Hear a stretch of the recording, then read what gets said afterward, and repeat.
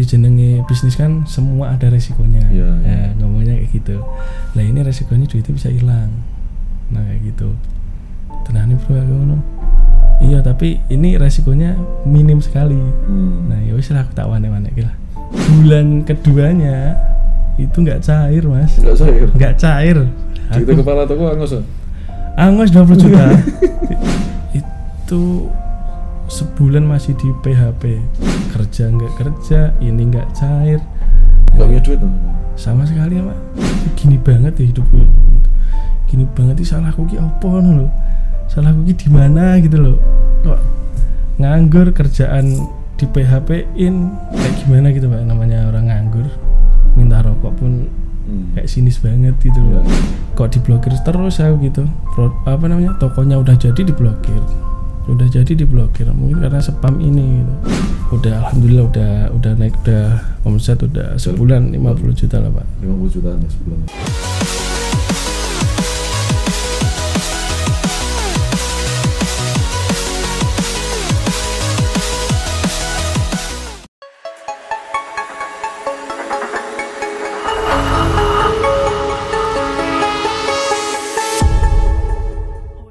Assalamualaikum warahmatullahi wabarakatuh. Alhamdulillah saya ada hadiran tamu. Ini lama banget gak ketemu saya nih.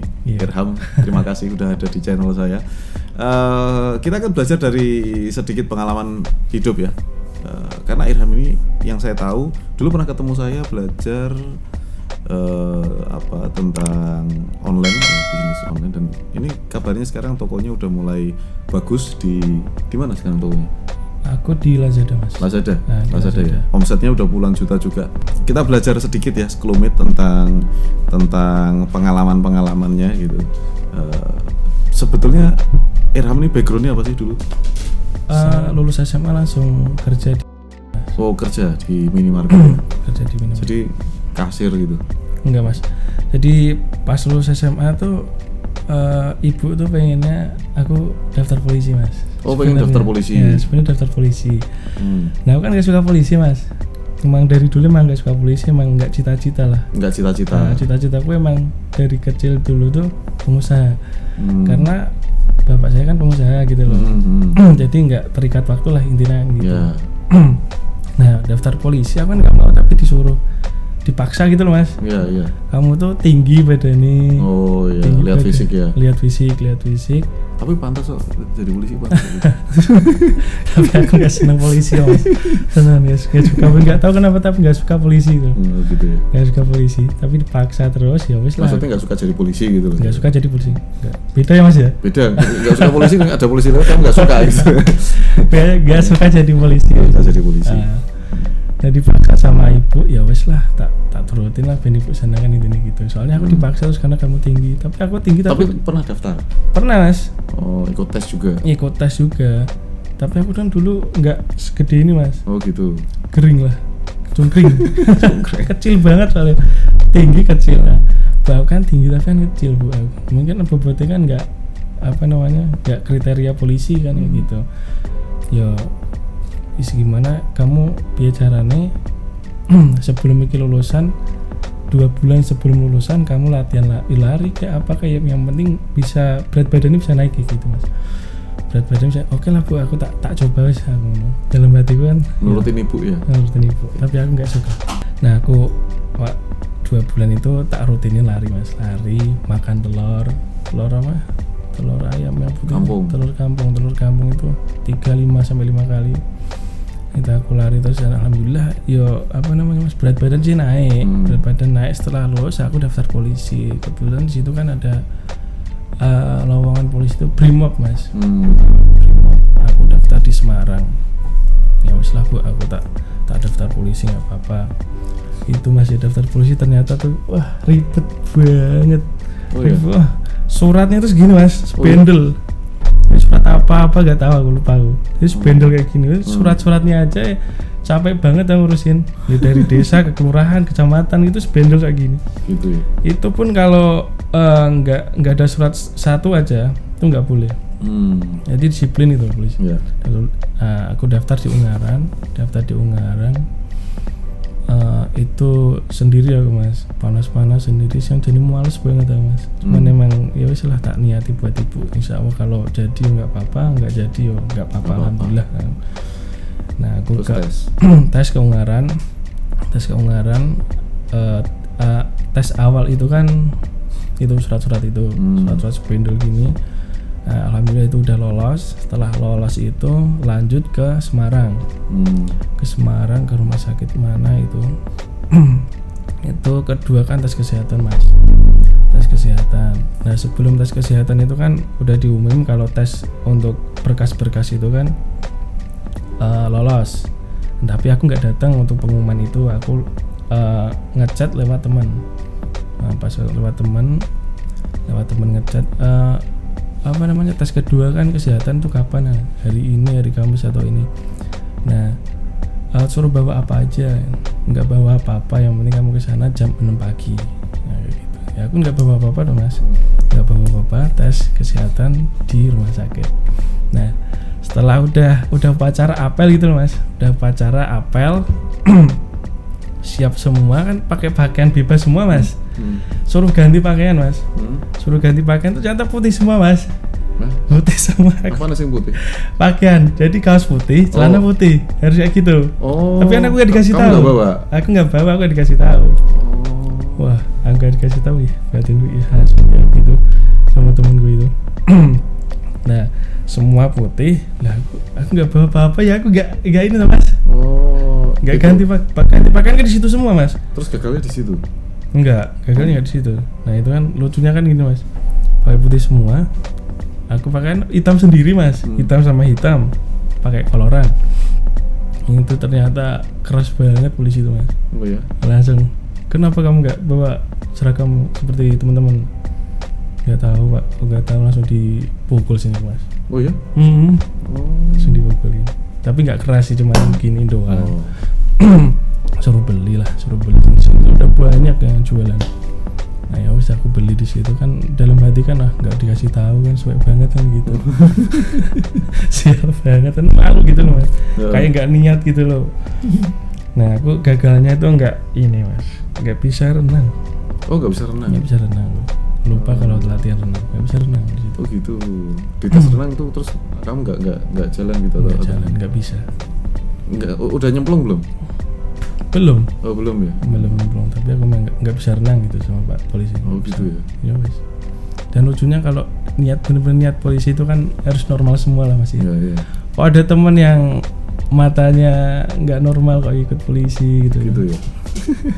Oke, terus habis gitu daftar polisi itu ngapain? Habis itu kan nggak lolos mas. Nah itu baru kerja di Indomaret. Baru kerja di Indomaret 1 tahun. 1 tahun. 1 tahun aku kerja di Indomaret. Dalam 1 tahun kerja di Indomaret itu pun ngerasain capek kerja itu mas, ternyata mas. Gitu. Mas tuh capek gitu nggak PW gitu loh mas. Nggak seneng, nggak nyaman, nggak seneng kerja kok ternyata kayak gini gitu. Cuman sebenarnya enak sih, cuman berdiri doang. Cuman emang nggak nyaman. Nah 1 tahun ini aku pengen kerja apa lagi gitu loh. Bingung. Nah pas akhir tahun itu aku ada teman yang nawarin investasi. Nah dari situ investasi bodong lah mas istilahnya. Tapi dulu nggak tahu kalau bodong. Nggak tahu sama sekali kalau bodong itu apaan, nggak tahu. Nawarnya programnya gimana? Mas biar teman-teman tahu nih nanti. Mas pengen untuk duit kan gitu. Maksudnya biar aku gitu. Ya maksudnya ya pengen suka ora. Suka ya pengen sih aku ya kan. Main lagu ya kan. Emang main apa investasi dia kan nggak paham investasi apapun, aku nggak paham gitu loh, masih nggak paham. Nah jadi nerangnya gini mas, investasi jadi gini, kamu nabung, istilahnya nabung 1 juta, nanti kamu dapat 30% dalam waktu 1 bulan. Jadi kita nabung 1 juta dapatnya sekitar 300.000 dalam 1 bulan. Dalam waktu 1 bulan. Nah pikirku di Indomaret kan aku kerjanya waktu itu kan gajinya kan 1.200.000 mas. Nah ini kan aku 1.300.000 kan lumayan mas. 1.300.000 aku dapat 300.000 dalam waktu 1 bulan. Cuman bonusnya itu yang bikin ngiri mas. Nah, bonusnya banyak juga, ada bonusnya katanya gitu. Ada bonusnya apa?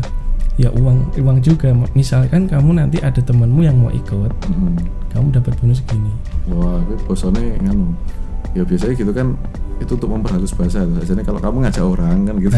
Iya, intinya kayak gitu. Kamu dapat segini.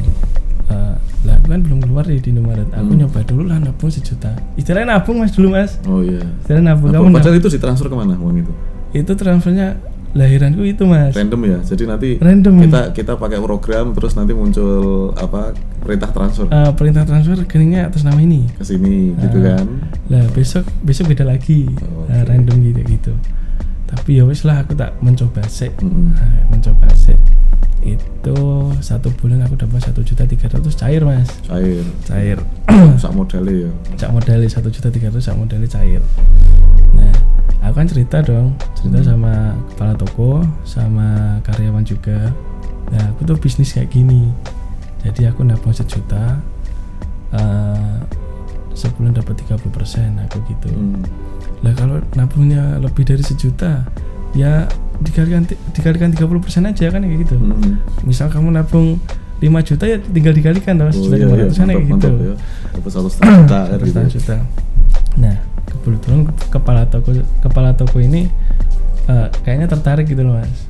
Ya, kita aku di 10 juta nganggur. Nah, kayak gini suara. So kan gitu. Mantap karena aku kan kemarin udah dapat 1.300.000.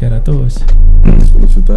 10 juta berarti 3 juta. 3 juta. Nah, gajimu kan 2,5 juta Pak. Aku kan gitu. Kepala toko gajinya 2,5 juta. 3 juta enggak ngapa-ngapain aku kayak gitu. Nah, akhirnya ikut 10 juta tak tarain ikut 10 juta. Itu 10 juta kan aku kayaknya dapat 1 juta Mas.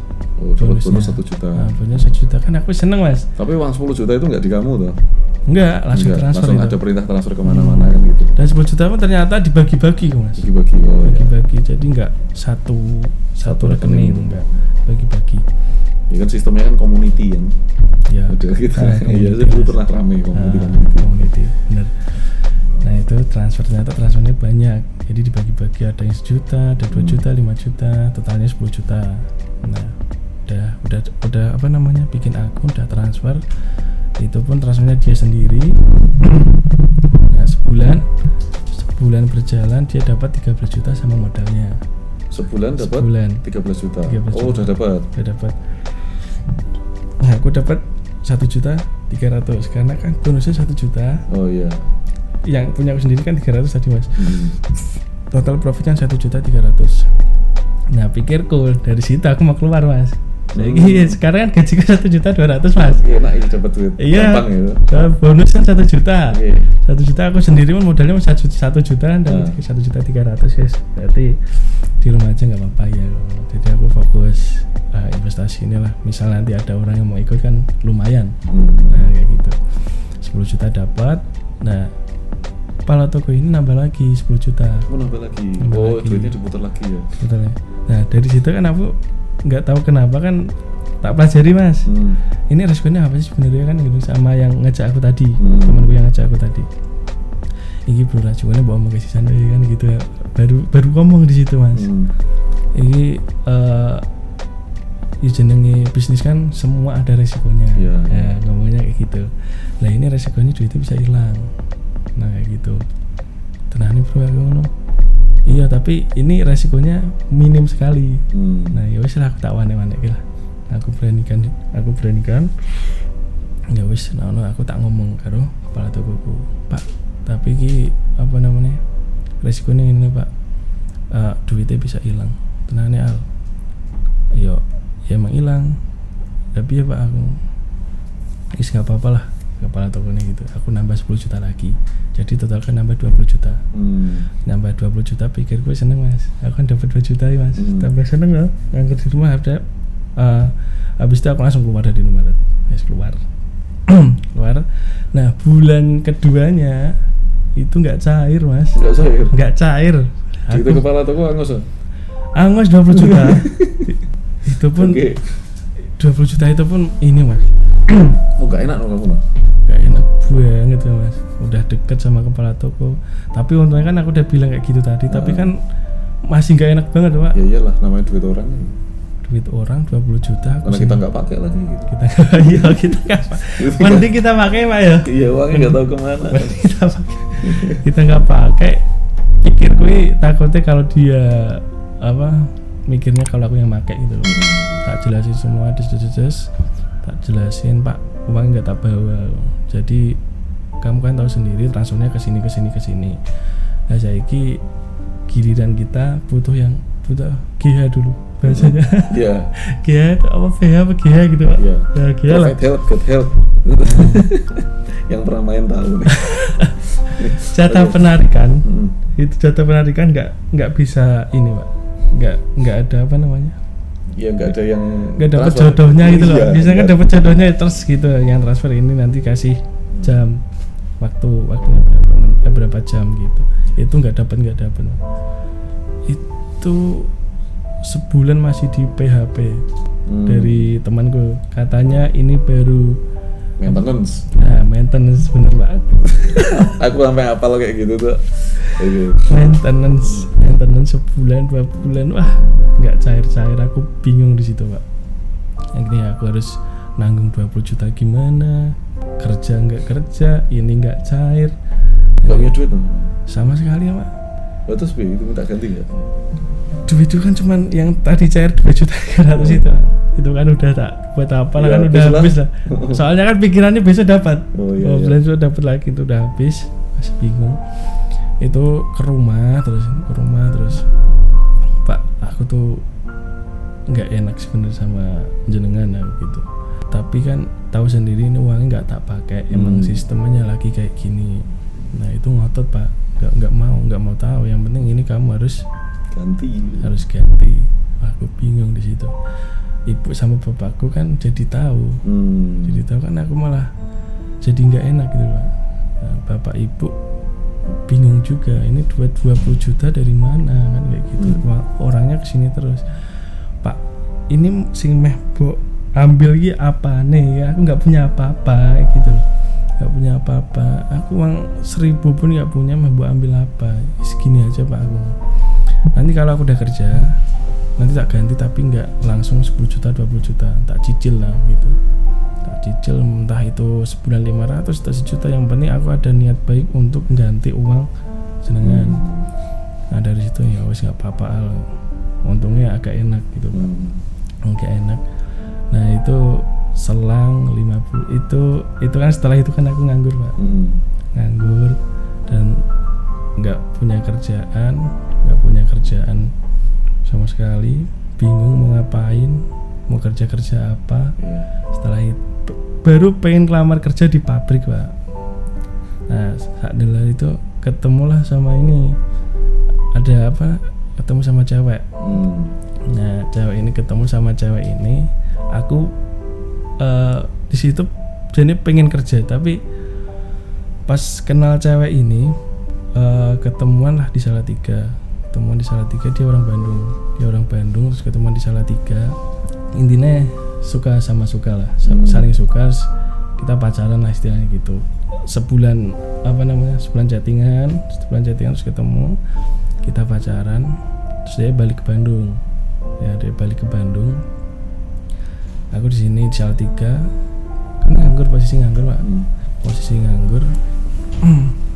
Aku pengen kerja, biasalah Mas, cerita lah sama pacar lah, cerita gak usah kerja nggak apa-apa.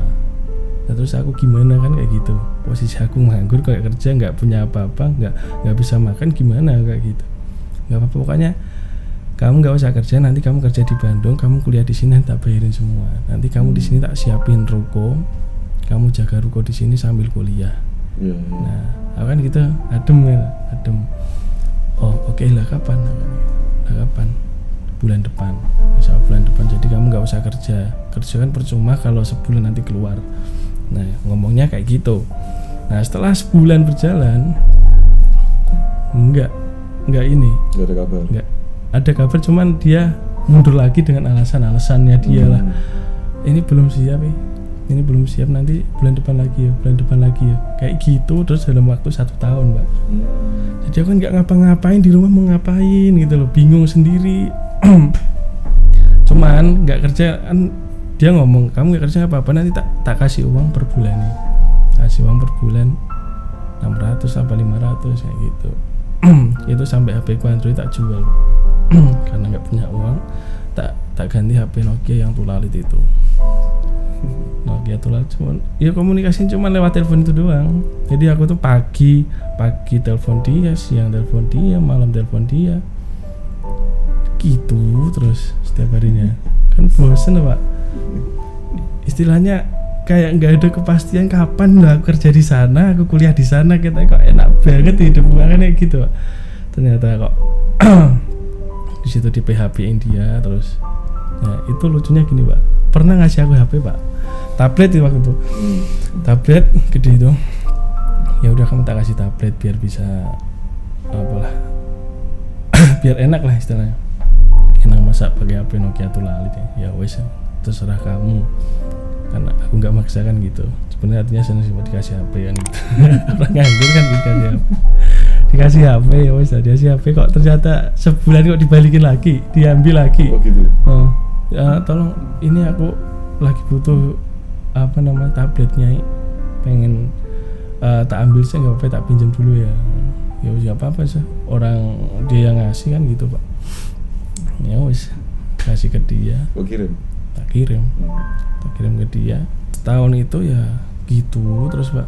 Dan endingnya itu Pak, apa namanya, kok gini banget ya hidupku, gini banget sih, salahku ki apa loh, salahku ki di mana gitu loh, kok nganggur, kerjaan di PHP-in, mau kerja nggak boleh, terus aku mau ngapain, ibuku sampai kamu ki mau kerja di rumah terus mau ngapain, kan sedih Pak, digituin sama ibu.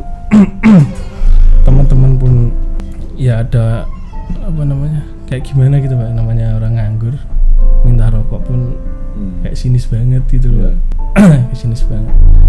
Cobalah di rumah dulu lah. Oke, jadi ceritanya tadi ngelamar polisi, apa daftar jadi polisi, ya. Nggak diterima, terus kemudian coba untuk apa kerja di Indomaret ya. Kerja di Indomaret. Terus investasi bodong, ini pengalamannya gini nih, pelajaran buat teman-teman. Kalau dapat penawaran investasi ya, yang menggiurkan, dapat sekian persen, nanti habis gitu nanti ngajak temen apa segala macam, itu udah mendingan nggak usah. Ya mendingan nggak usah Pak. Bener kan? Mendingan nggak usah. Soalnya menggiurkan sih, tapi kan kayak nggak masuk akal gitu loh. Ya gitu. Dan sekarang kan banyak teman-teman yang ketipu. Namanya bisa macam-macam. Karena program kayak gitu kan satu mati besok tumbuh lagi 1000 ya. Sampai sekarang pun kayaknya masih Pak. Masih gitu. Saya pun pernah ngobrol tentang investasi bodong di channel saya. Terus itu orang-orang pada protes itu. Orang-orang pada protes, saya dibully dan sebagainya macam gitu. Tapi memang kayak gitu endingnya akan merugikan masyarakat sebetulnya. Betul Pak. Terus bisa ketemu sama marketplace gimana ceritanya? Dalam itu kan nganggur setahun Pak. Nganggur 1 tahun.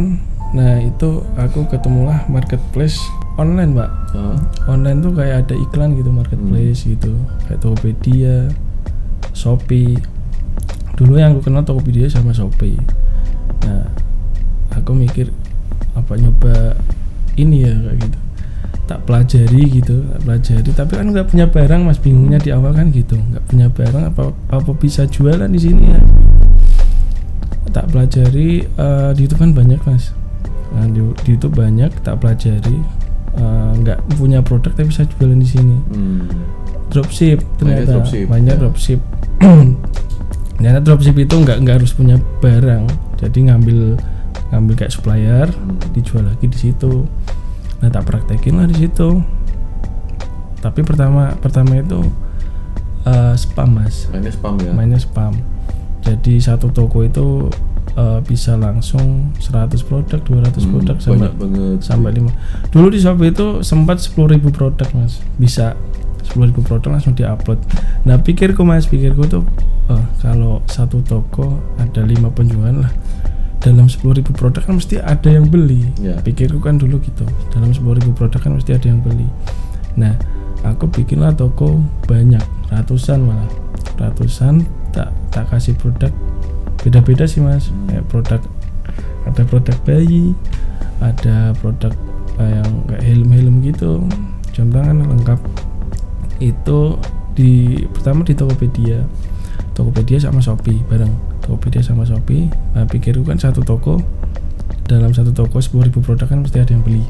Tak buat 100 toko semuanya. Ternyata nggak bisa menghandle, Pak. Nggak bisa menghandle. Kan harus buka satu-satu. Iya. Satu kan login logout. 100 kan nggak sempat ternyata. Nggak sempat dan nggak maksimal. Ternyata seluruh produk itu paling penjualannya 1. Kadang nggak ada, malah gitu, Pak. Iya. Nah, Karena spam ya. Karena spam. Tapi sempat sih awal spam itu penjualannya banyak. Cuman makin kesini makin ternyata spam itu diblokir sama marketplace-nya. Kayak di Shopee. Dulu Shopee itu 10.000 produk.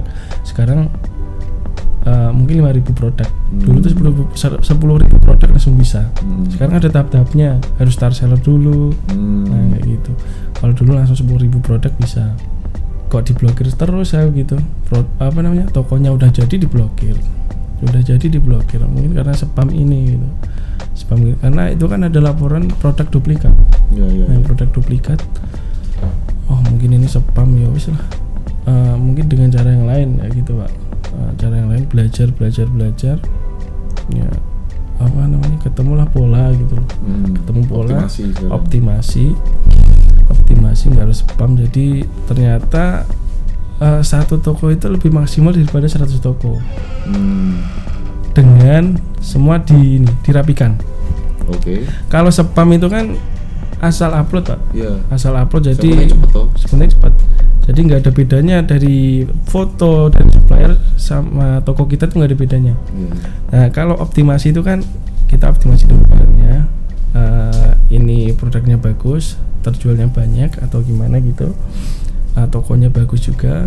Nah itu kan optimasi, milih toko yang bagus, produk yang terlaris dipilih. Setelah dapat produknya kita masih dekorasi, kayak apa namanya, nge-brand toko, branding tokonya. Jadi biar ada ciri khas lah di toko kita. Branding toko, fotonya sampai judulnya itu semua kalau dulu kan judul pun nggak digubris, Pak. Nggak dibikin. Sekarang kan judulnya harus diubah, nggak harus sama supplier. Jadi judul itu harus dioptimasi juga. Ternyata kan kayak gitu. Nah setelah optimasi judul, rapikan gambar, nah itu alhamdulillah penjualannya makin hari makin meningkat, makin bagus. Sebenarnya dijual apa aja sih? Kalau dulu banyak, Pak. Kalau sekarang fokusnya jam tangan doang. Jam tangan yang ori-ori gitu. Jam tangan original. Yang harganya di atas 700-an gitu. Nah di awal itu kan aku masih ini, Pak, masih belum tahu juga karena ini kan produk branded. Udah rapi nih tokonya. Dan alhamdulillah penjualannya kan udah banyak. Nah ternyata diblokir gitu loh. Karena aku nggak tahu ternyata kalau barang branded itu harus ada surat resminya. Kayak gitu. Nah itu kan nggak bisa sembarangan jualan. Nggak bisa. Produk-produk tertentu ya? Produk tertentu yang original yang bisa dijual. Terus diblokir nggak bisa jualan lagi. Bikin lagi. Nah itu udah tokonya udah naik banget, Pak. Naik banget. Itu puluhan juta ya? Ya puluhan juta.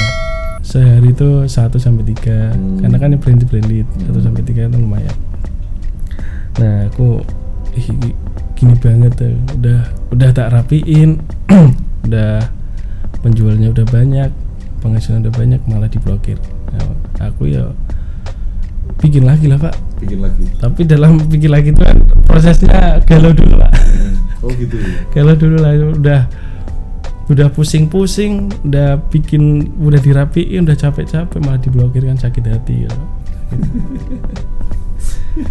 Sakit hati, Pak. Sebulan aku nggak ngapa-ngapain dulu, mikir kenapa sih diblokir kan gitu, Pak. Belajar lagi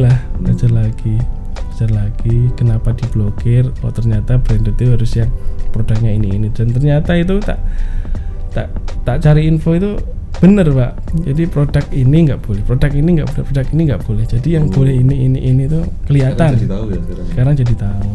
jadi sekarang jadi lebih hati-hati lagi. Lebih hati-hati lagi. Tapi udah naik juga omsetnya. Yang baru.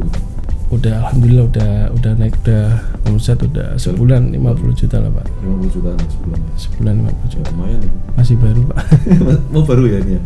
Baru banget. Baru berapa lama masih? 3 bulan Pak. 3 bulan. 3 bulan. 3 bulan cepet banget ya. 3 bulan. Oke, saudara sekalian, itu tadi sekelumit ya cerita tentang Irham ini teman lama sebetulnya. Yang mana pelajaran yang bisa kita ambil kali ini adalah jangan tergiur sama investasi bodong gitu. Penawarannya sangat menarik gitu kan. Dan kerja yang jelas-jelas saja, yaitu usaha yang jelas-jelas saja, jualan barang yang jelas itu. Toh omsetnya juga bagus juga, beberapa teman-teman juga omsetnya bagus. Itu aja, mudah-mudahan bisa bermanfaat untuk kita semua, dan thank you udah ada di channel saya. Makasih, Kapan-kapan kita sambung lagi, dan seperti biasa saya doakan Anda supaya kita semua mendapatkan rezeki yang berkah, rezeki yang melimpah, dan rezeki yang bermanfaat. Amin. Wassalamualaikum warahmatullahi wabarakatuh.